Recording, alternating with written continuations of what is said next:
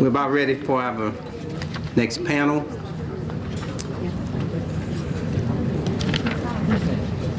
And as we prepare to listen to the next presenter,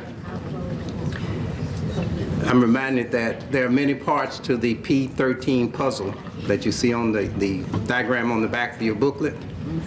A key part of that process is the performance of our students on the ACT test. There's nothing more critical at this time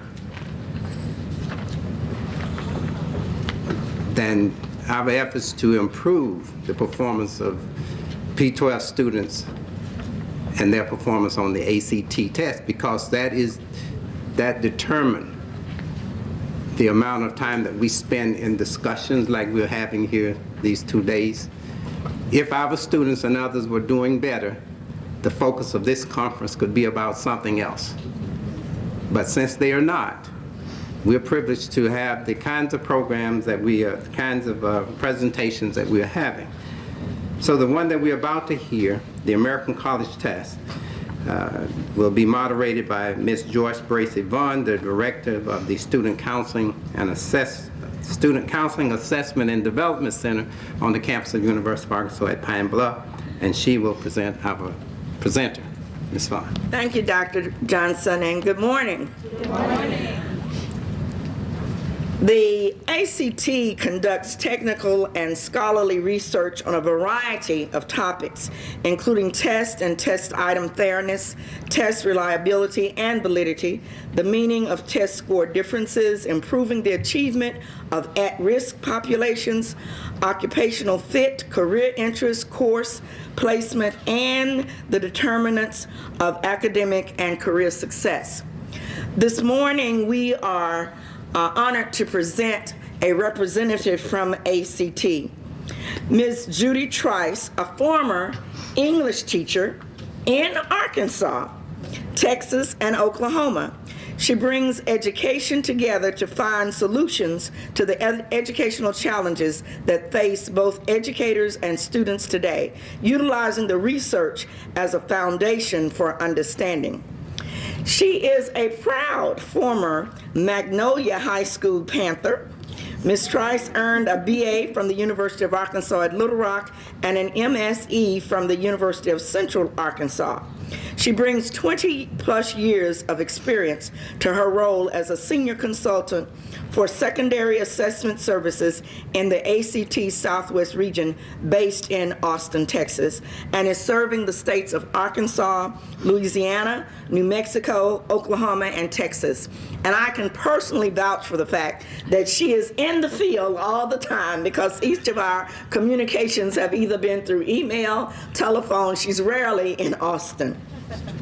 Ms. Trice's work with large school system turnaround models, P through 16 partnerships, reform and improvement efforts in districts of all sizes provides a useful perspective in supporting educators in their use of assessment data to inform instruction for teachers, enhance achievement for students, and create greater opportunities for student success.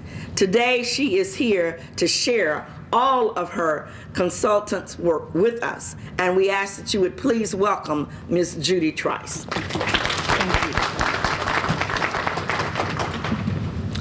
Thank you so very much, Joyce.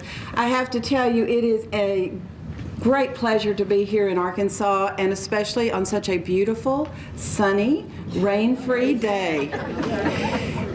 Just in case you want to know this, we sure could use some of those over-swollen banks, the water in the Arkansas River back in Texas. We're experiencing the worst drought we've had since the 1950s, so I don't quite understand how all that works.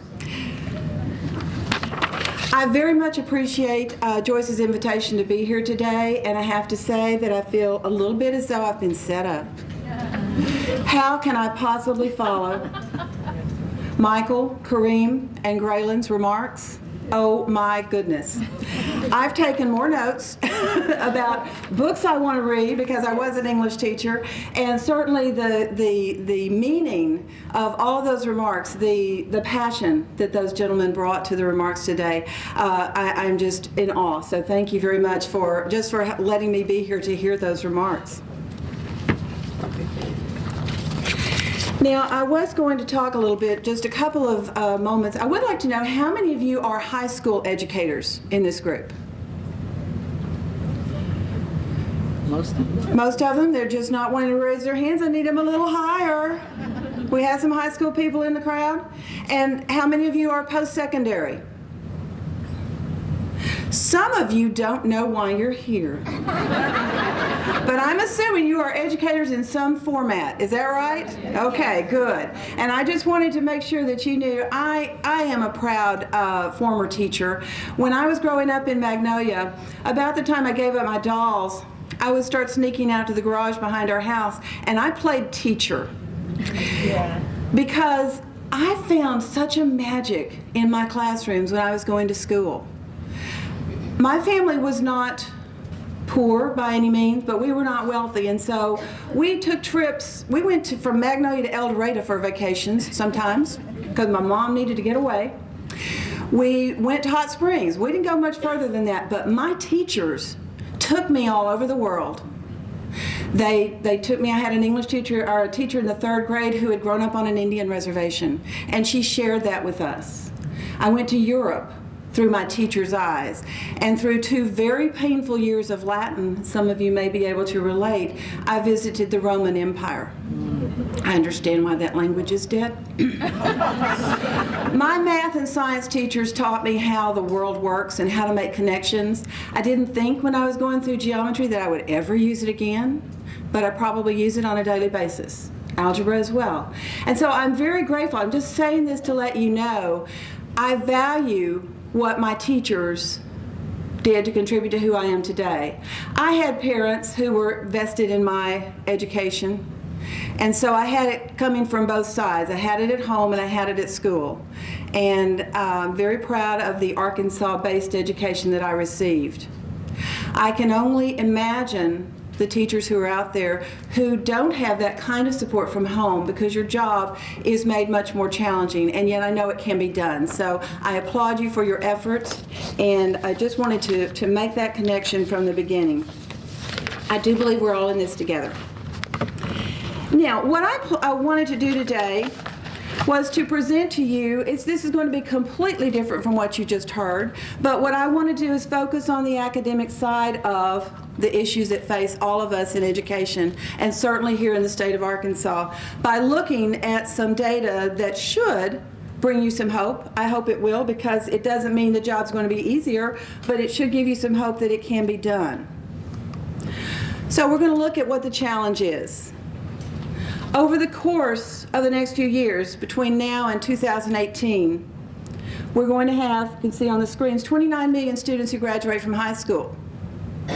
We're going to be losing 34 million jobs due to retiring or transitioning workers. Now, our bad economic times may trend that number down a little bit, because I know that a lot of people who were expecting to retire are not going to do so until later, but we're still at a loss here.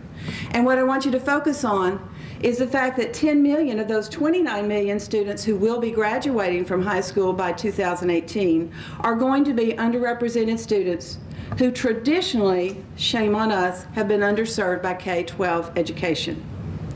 So it's a critical matter for us to solve this problem.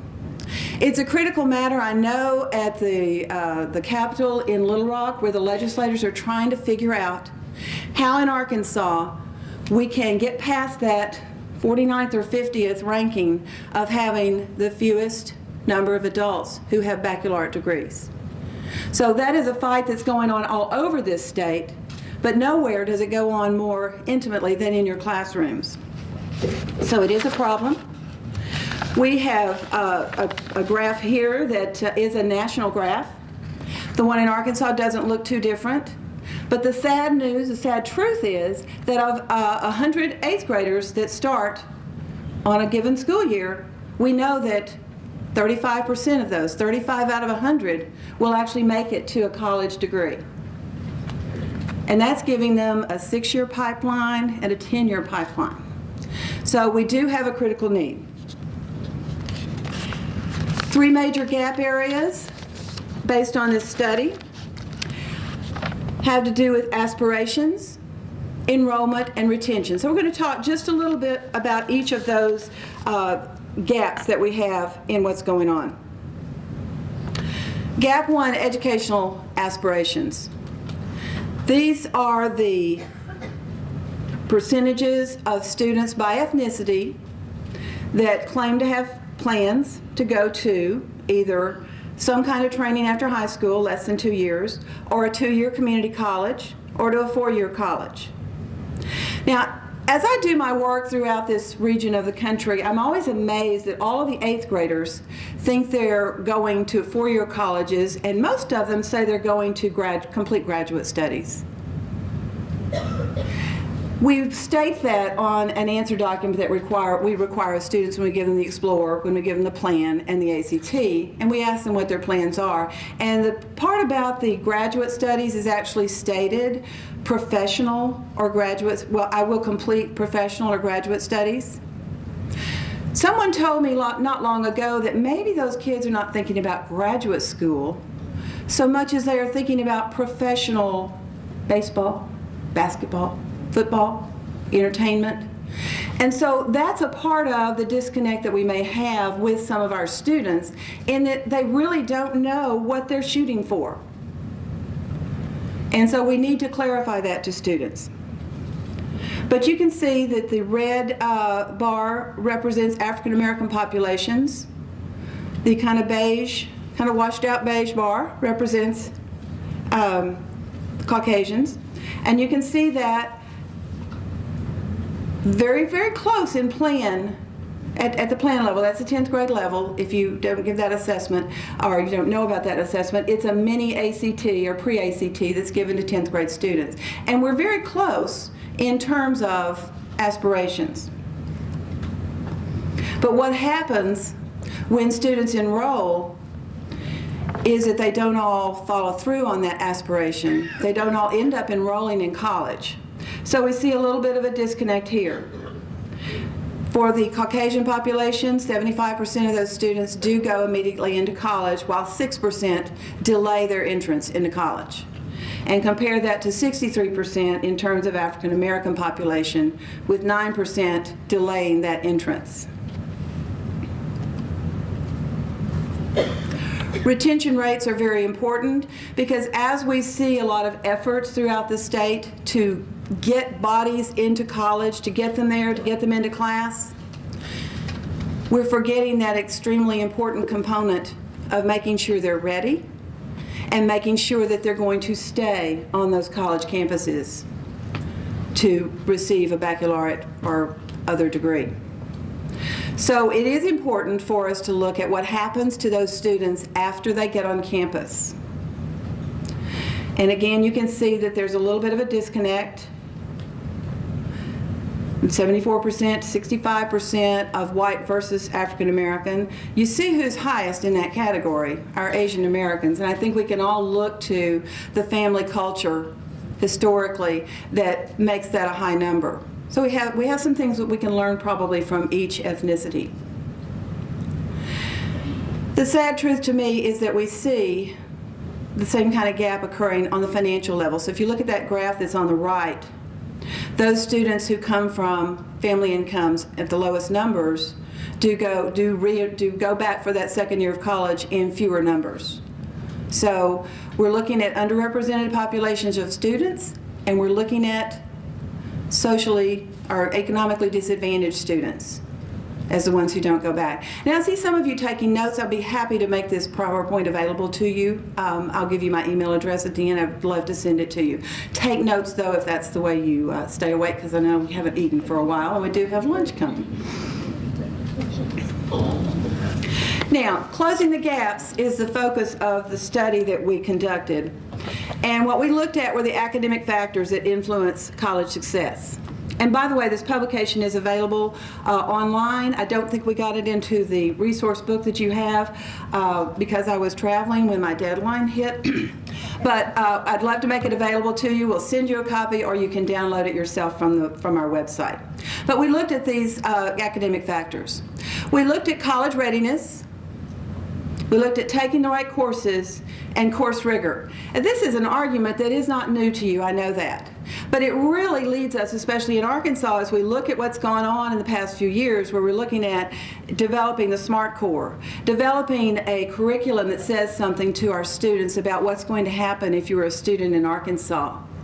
And after we developed the SMART core, then we started to start taking a look at what actually goes on. We're saying you have to take Algebra 2.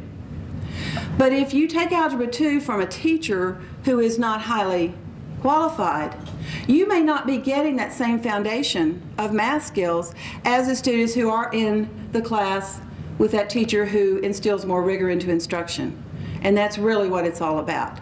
So it's an argument, this is a national argument that we're making, a national issue, but you see it reflected in Arkansas in the same way.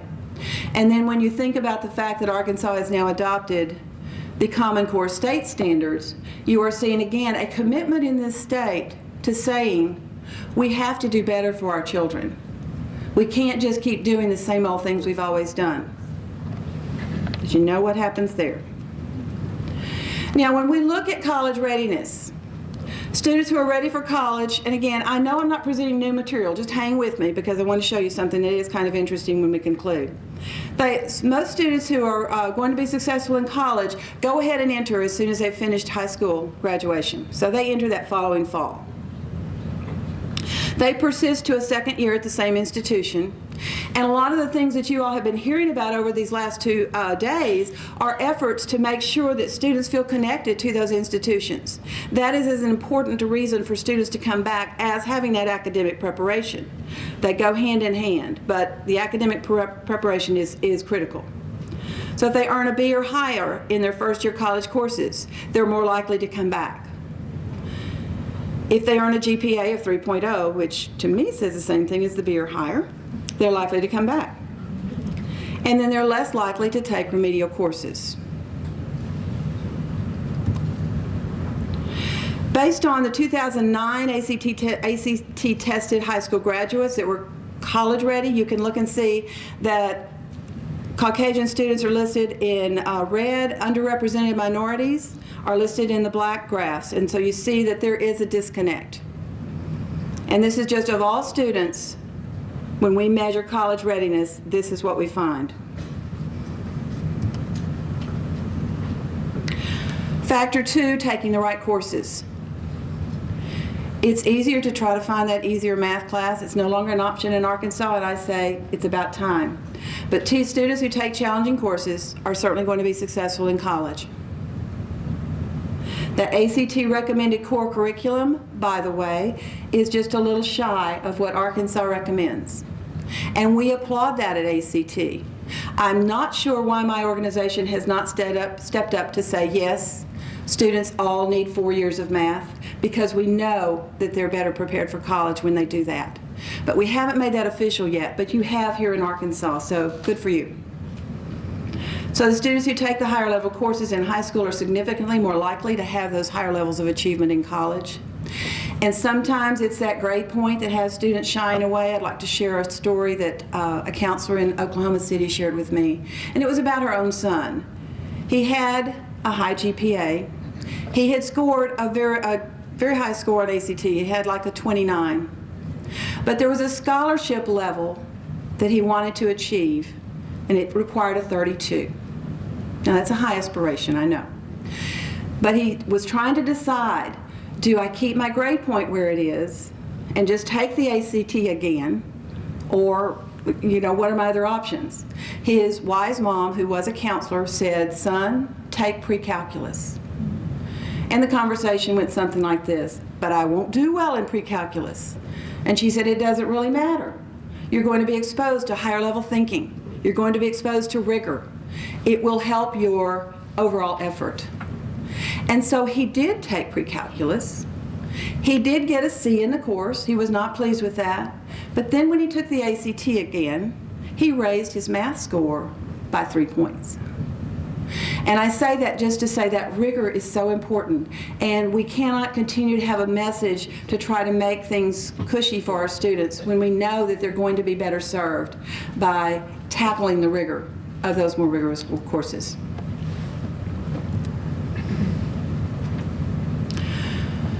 ACT students who take a core curriculum, again, you see these percentages, and you see that it's 64% of African American. Now, I know that if we were looking at Arkansas stats, we would look at something very similar to this, and it puzzles me because I know that in Arkansas, all students have to take a core curriculum in order to graduate, right? Their awareness of taking that core curriculum, whether it's at the plan level, whether it's at the ACT level, is critical.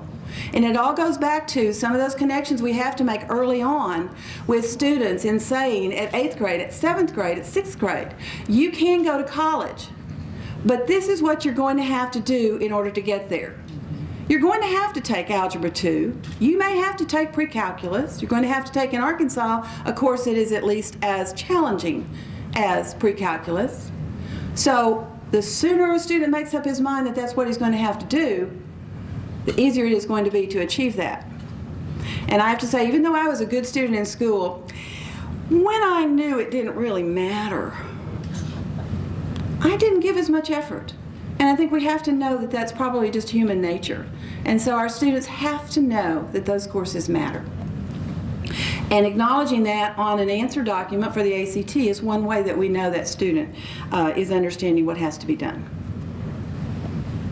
Course rigor. This is the tricky part. And I think this is probably the painful part in terms of being an Arkansas educator today. Because as Common Core state standards are looming on the horizon, nobody thinks it's going to be easy. Nobody thinks that a new test is just going to magically transform our students into being smarter, higher achieving, etc. And so we have to look at rigor very seriously, and we have to recognize, as I think Arkansas is doing, that there's a lot of professional development that has to be done. There are some changes for those of you who are at post-secondary, especially in the College of Education, that may need to be done in terms of preparing pre-service teachers, preparing our new teachers to understand how important rigor is, and quite frankly, from my not completely biased objective, how important it is to know test data and to know what it says about our students so that we can make intelligent decisions about what our students need to do next. We saw that young man, I can't read.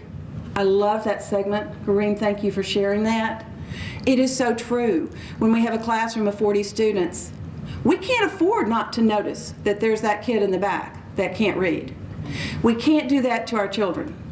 So looking at the data is one way to understand that. Look at the data of every single student you have.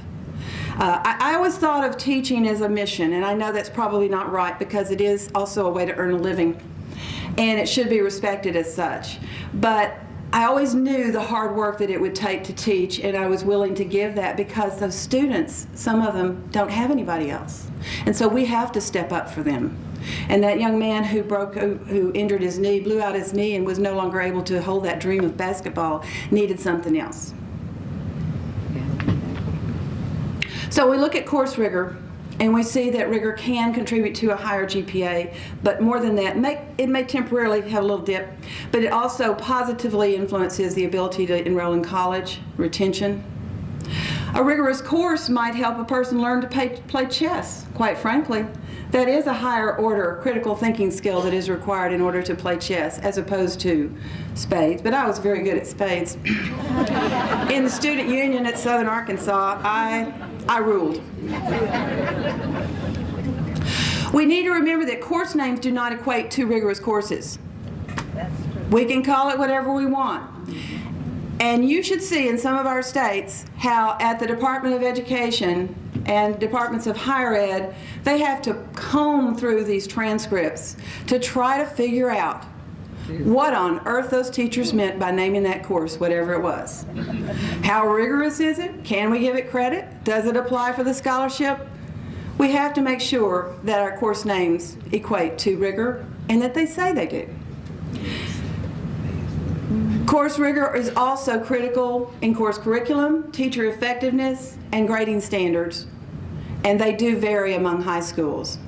I would like to point out something that we did several years ago that I think is probably the best work we've ever done. As an organization, we were looking at what really helps all students. Not just those AP students, not those that I was blessed to have when I was teaching who were going to get it no matter what I did to them, but what does it really take to have a classroom that serves all students well? And we set out to identify schools across the nation that had produced students who scored at their ACT scores were higher than the average, that many times they were higher than the benchmarks that we had established for college readiness. And they had populations that had high numbers, high percentages of underserved students, as well as, in many cases, economically deprived students. So we had two challenges going on in these schools, and yet they were still doing a lot of things right. So over the course of a couple of years, we went into 10 different schools across the nation. We wanted to know what's going on here. What's happening? And those teachers came back with a myriad of ideas, which we compiled into a document or a publication called On Course for Success. If you haven't seen that, that's really a piece that all of your teachers, if you're in a secondary school, need to see. Just from setting the expectations in class when students walk through the door, to the homework policy that will be tolerated. Again, setting those high expectations that students need to have in order to succeed. You know, we survey students after they leave high school, and we ask them, was your high school work too difficult? And very few of them say it was. But what they follow that with is more critical. They tell us, if my teachers had expected more of me, I would have worked harder. And that's especially important if you're working in a school and you're teaching students whose home life is not going to provide that secondary support. I didn't have that at my house. My dad had this thin little belt that he didn't use very often. I loved my daddy and he was very sweet, but sometimes he just didn't know what else to do. And I knew that belt was at home, and I knew that if I didn't perform at school, it would be used. So we have to have those high expectations, and when students tell us that they would have done more if somebody had just cared enough to ask, it hurts me to know that about our teachers. Some of our teachers, not probably very many of them. When we look at college enrollment retention rates through the math course sequence, we can see the impact that taking math has on the ability to sustain a successful first year and then re-enroll in the second year. And remember, a few slides back, that's one of the critical points in determining whether a student's going to persist through graduation. So we see that it is an advanced math curriculum that serves students best.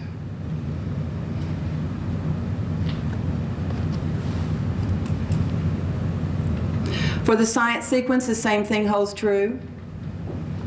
And I have to tell you, when I was in high school, I felt so lucky to get through chemistry. I did not take physics. And one of my dearest friends in the world is a physics professor at Texas Tech University. And he said, Judy, I don't know why you wouldn't want to take physics. It's what makes everything make sense. And so I'm threatening to go back as an adult and take some physics. But we can see here, so in terms of, a few years ago, we used to say taking physics was the single most important course that students could take in order to become critical thinkers at high levels. It is important. Now, when my children were being raised and I was doing my substitute teaching instead of full-time teaching, because I just couldn't do it all, I'd walk through the halls. The physics students were the ones who always had the most fun, because they were doing all these cool science experiments. So I encourage you, if you're in your school, to do some outreach and look at some of those things that can make physics more fun, so we can attract those kids to those courses, because it does make a difference when they go on to college or just to life. So, closing the gaps is an important goal to have. And what we're going to look at now is what happens when we do those academic things that we ought to be doing, what happens to those kids. For being enrolled in college the first year, if you'll look at those graphs, we see that for all students, separating out white students from underrepresented minorities, there's a 14% gap of those students who actually enroll in college based on attainment of college readiness benchmarks. When we have students who are ready in English, math, reading, and science, that gap shrinks. So this is the hopeful part. This is what should show you that if we can figure out a way to teach what students need to know, it doesn't matter, as in the case of Mr. Johnson, how much money you have or don't have, or what kind of place you go back to when you leave school. If you can instill the skills, those students have a much better chance of making it. I think that's the title of one of these books I wrote down. Likewise, re-enrollment for the second year. There's a 6% gap for students, of all students, whether they met the benchmarks or not. But when we put them at college ready, look how that shrinks. If we send our students, no matter what their trying circumstances are, to that first year prepared, very few of them are going to not go back for that second year. Reductions in family income associated with college enrollment rates. For all students with between the highest family income group and the lowest, and I believe $50,000 was the divide, so families who earned more than $50,000 are considered in that highest range. The others are below that, 24% gap. But again, if we send those students prepared to college, that shrinks to an 8% gap. It's not the perfect answer, but it's a movement toward a good response. Reductions in family income in terms of going back the second year. Again, and I've known people like this, parents who thought, okay, if I just get them there, it's good enough.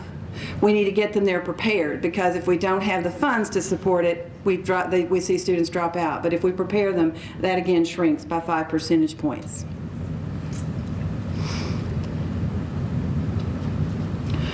Going back for that second year has a similar pattern. It'll be coming up in a minute. That gap again shrinks by 5 percentage points in terms of students who go back the second year prepared versus unprepared. Now, recommendations that ACT makes based on this research. Close the gap between student aspirations and high school course plans by ensuring that all students take that core curriculum. Again, in Arkansas, we seem to have solved that problem. So we need to take a different step from there and make sure those courses are all rigorous. And I think the important point to remember here is that core program doesn't have to just be taught in the high schools or in the academic track. It needs to be taught in all areas. So if you have students who are going to some kind of career tech situation, that math there needs to be as rigorous as it is on your high school campus. It's very important. Recommendation 2, close the gap by focusing on what students really need to do. Now, that's one of the efforts that's being made with these Common Core state standards and the movement that you see taking place. And I believe, did Dr. Bednar talk with you all yesterday about the movement there? It's exciting and it's terrifying, but they really are focusing on fewer standards, taught more deeply, with higher goals and higher payback. So vertical alignment becomes critical. And I know if you're in a secondary school, you're aware of this because you're going to be asked to teach more rigorous content at lower and lower levels. I'm not so sure I like that. I think our students' brains need time to develop, but nobody asked me. So we're pushing that down because we want our students to be ready. But the course content has to tie directly to post-secondary expectations and preparation. And there's another piece. We have work keys. I believe, Kareem, that you all use work keys in the career readiness certificates at your campus. Those are ACT products. And when we looked at work keys, we looked at what it took for students to be ready to tackle the work that they would need to tackle when they graduate from high school, even if they were going directly into training programs instead of going to college. Because I think we always sometimes think ACT is just about college. We're really not. We're about preparation for what matters. And so what we found out in looking at work keys was that the expectations of today's employers really doesn't give us the luxury of saying students are either going to college or they're going to work. And so we don't have to teach them the same things. We really need that same set of skills to accompany students out the door at the high school, no matter what they plan to do.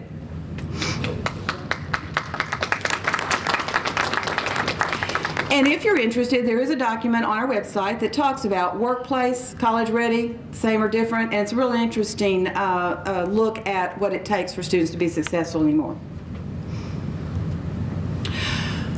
Recommendation 3, close the gap in the quality of high school courses by covering the skills and knowledge to a sufficient depth and intensity. That's what we're all going to be seeing with Common Core State Standards. We're going to see students really tackling vigorous projects.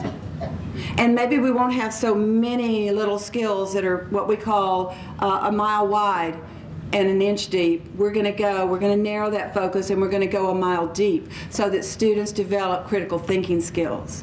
So learning is going to be centered around projects that require students to bring real-world application to what they're learning to the classroom, because that will take them then out into the world with the ability to solve problems.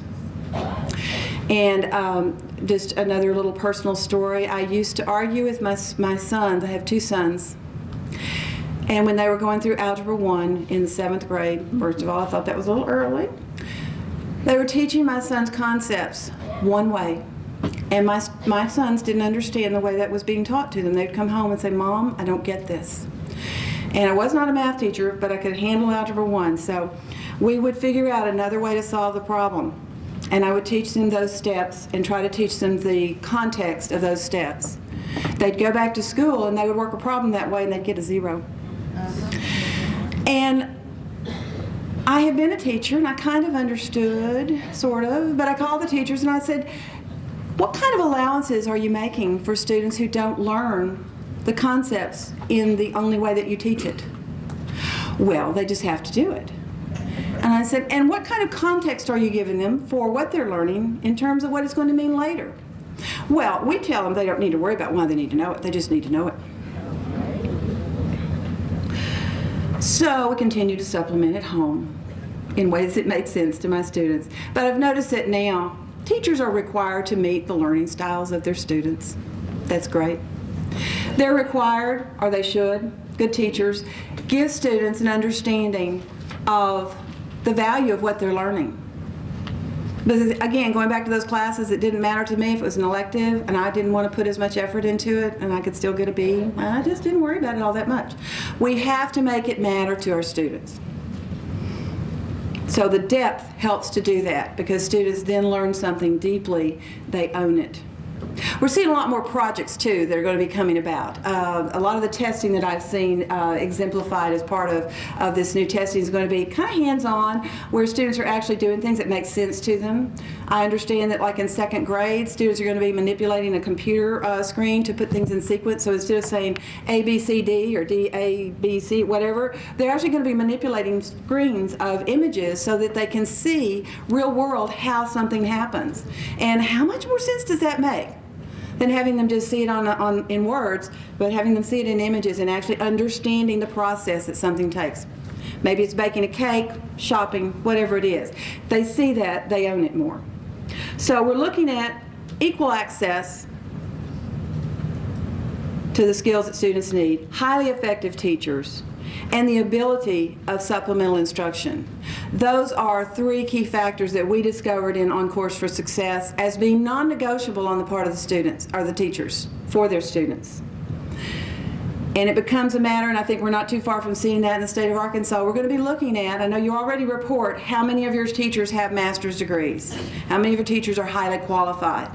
We're going to be looking pretty soon at how much growth is taking place in each child's classroom. And for each child, how much is that teacher moving that child during the course of a year? And I have to share with you a quote. I won't take but a minute to find it.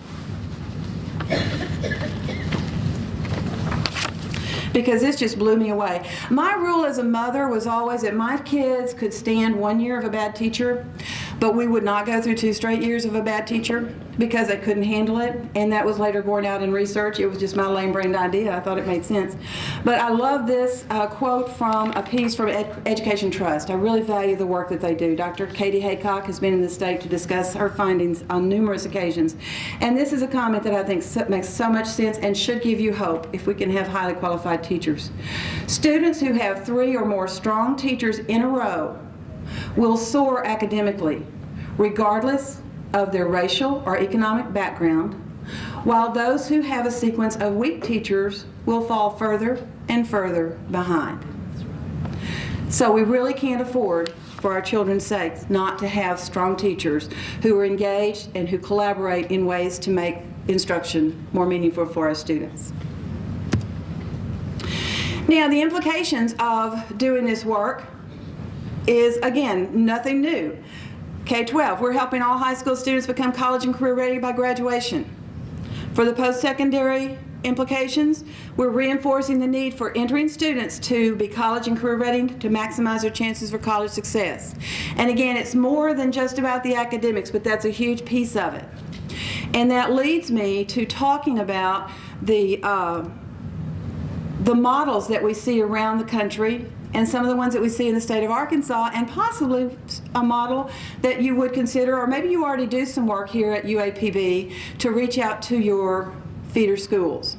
You know, we know, and I don't have the exact percentage, but I believe it's around 60% of students, may even be higher than that, attend a school that is no further away than 25 miles from their home. Well, that makes it a no-brainer in terms of a university reaching out to the schools that are surrounding. You want those students to come to your campus, but you want them to come prepared. And we've seen a very interesting model in Arkadelphia. Henderson State University and Ouachita Baptist University faculty have paired up with secondary teachers to provide an opportunity for students who are not on target to become college ready. And this all kind of started with an ERZ idea. It's administered through the ERZ that is located in Arkadelphia. And Dr. Johnson, I understand that was your piece of legislation. Is that correct? That's right. I love the model. I love the outreach, and it makes so much sense. It's such a smart idea. So what they did at Henderson was go into this, they first just went into Arkadelphia schools, and they've now transformed that out to some other schools. They look at their Explorer scores, which, again, if you're not familiar with the ACT testing system, Explorer is the baby ACT, as one of my colleagues calls it. It's given in 8th grade. Plan's the pre-ACT, and the ACT then is the ultimate definer of whether we get that scholarship or go through mediation. At the Explorer level, we can track which students are on target to be ready for college based on certain criteria. So when you look at those students who are not ready, Henderson, the ERZ, the Prep Academy, invited those students to become part of an exciting proposition that would bring them to school in the summer. On Saturdays and in the summer. And they had kids who were excited about doing that. First of all, their parents were kind of enthralled with this idea, the opportunity. So they push the benefits to students. They bring them to a college campus. Again, that's a wonderful connection to help students understand what their futures may hold. My son decided he wanted to go to Sam Houston State University when as a 6th or 7th grader he went to baseball camp there. I thought the athletic dorms were awful. I didn't think he'd ever want to go back. It's so dirty. But that's where he wanted to go to school, and that's where he graduated from college because he found a connection there through a baseball camp. But doing it academically has a double-edged sword. You're bringing them on campus, and you're giving them opportunities to be ready when they come on your campus as students. And so what they did was pair up College of Education professors with high school or in some cases junior high, but secondary teachers, and they taught these students together. They have small classes, but they've really made a difference in those students' aspirations and the readiness piece they're going through. They're getting ready this next year to graduate their very first class. And they have expanded this program out. And we've gotten a call from another institution, Arkansas State University is looking at a same kind of model. But it's such a smart thing and it's such a great thing for kids because it engages post-secondary with those kids who are in your community and who are very likely to come to your institution. So it's a win-win. And I want to talk just a moment about the Common Core state standards, because that is a part of your lives now. You've heard about the PARC Consortium, of which Arkansas is a governing member. This whole initiative began several years ago through the National Governors Association and the school chiefs of state. Thank you very much. I can almost say it sometimes. So Dr. James was a part of that group at the time, and it was important that they went about their business this way, because we don't like anything that the feds tell us we have to do we? Not much. So when they did this initiative through stakeholders at each state, and with the governor's blessing, it became more of a national movement rather than a federal mandate. Now, we all know that national moves can sometimes be pulled in by the feds, and they don't make us do it, but they attach dollars to it, and so a lot of times we end up doing it whether we like it or not. But this Common Core State Standards Initiative really is a powerful movement that looks as though it has some legs. And you're going to be seeing it implemented this next year with your K-2 students, and the following years with students as we're going up. What I want you to know about that is that it was ACT's college readiness standards that were used to examine the foundations of all the work that was done. And as they went through a very grueling process, ACT test developers and our research people were at the table to discuss, to make sure that these standards reflected what we know as an organization about college readiness and what it takes for students to be ready when they step onto a college campus or into a work training situation. We were there. We're changing a lot of things at ACT about the way we do business, because we want to accommodate these changing needs that students have and that schools are going to be demanding. So Common Core State Standards has a strong foundation in ACT, and if you're interested, there is a look at that in a document that is, again, available online, or I can send it to you. It's called A First Look at the Common Core College and Readiness Standards. And what this does, first of all, will help you understand where we have to go to get there. Because we were at the table and because we had embedded different skills, and we look at our tests and find those skills embedded in our test, we took out some items and we correlated them to the items that are going to be part of the testing, and we can see whether students are going to be ready or not. And the bottom line is, students are not going to be ready by virtue of just taking this new test. There's a lot of work that has to be done. And I noticed on the Arkansas Department of Education website, there's a great opportunity, I hope, that many of your secondary teachers are going to be taking advantage of this. It's an Algebra 1 professional development workshop. Great opportunity to get some of the rigorous training that your teachers are going to need in order to be able to teach to the rigor that's going to be required when Common Core standards come into fore. Until that time, though, I would encourage you, if you're at a secondary school, take a look at your Explore data, look at your plan data, look at your ACT data. What does it say? It tells you the skills that students have, and that gives you then a roadmap for what the students still need to learn. So it can be a wonderful tool in this kind of interim time as you wait to see what that test is going to look like, knowing what skills are going to be attached to it and what the expectations are. Now, when I told you we didn't have to be late for lunch, I meant it. Although I would be happy to take any questions that you might have about ACT or about any of the things we've discussed today if you have them.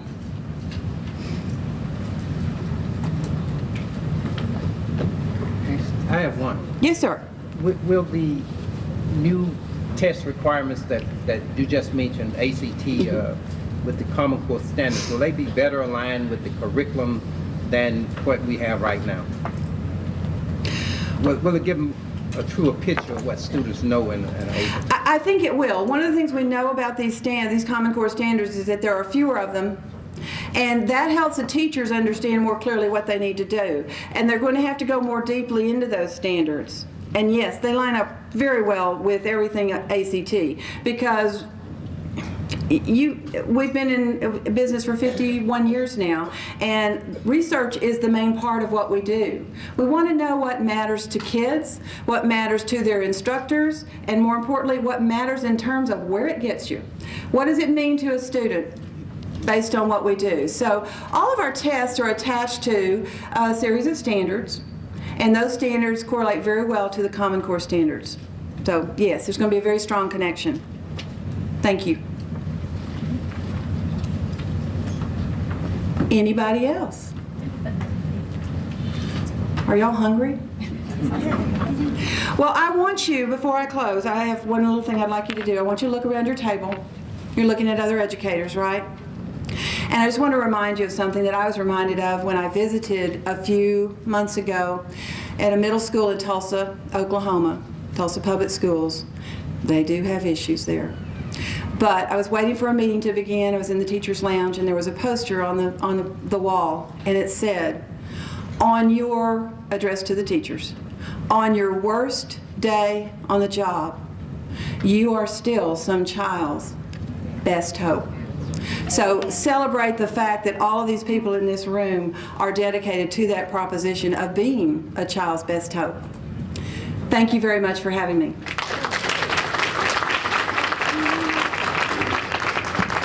Please join me in giving Judy Trice one of our UAPB Golden Lion roaring applause.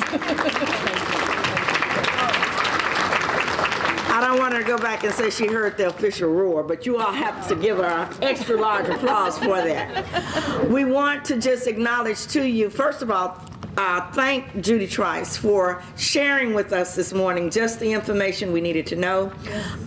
Thanks to Dr. Jewel Walker, who's a part of the committee that brought her here. We do have in your notebooks a copy of the first look at the Common Core and college and career readiness. So that is in your notebook. The additional documents that she's advised that you look at, we will send them out to every person who did give their email addresses, and at UAPB they'll go to all of our deans and directors. So everyone will have exposure to the information that has been shared this morning. Again, thank you, Judy. At this time, Dr. Calvin Johnson. Thank you, Ms. Vaughn. Ms. Trice, in appreciation for you sharing with us today and being here with us, I just want to present a token of our appreciation on behalf of the Planning Committee and the University. It reads as following: University of Arkansas at Pine Bluff, 18th Annual Mayor E. Benjamin Conference on Educational Access, presented to Judy Trice in Austin, Texas, 2011. We appreciate you so much. Very Thank much. you. I appreciate that. I really treasure this. Thank you. Thank you. Now, I think we're still within the schedule, Dr. Benjamin, as charged. But, you know, again, just thank you so much for sharing the information, because the performance of children, students on the ACT test is a very important link to student achievement and school performance.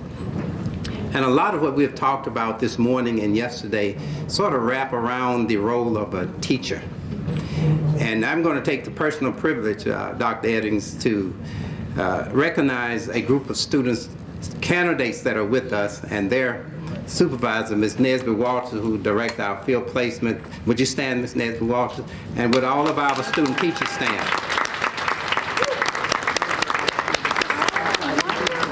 Good. We're so proud to have you all here, and thank you for your commitment.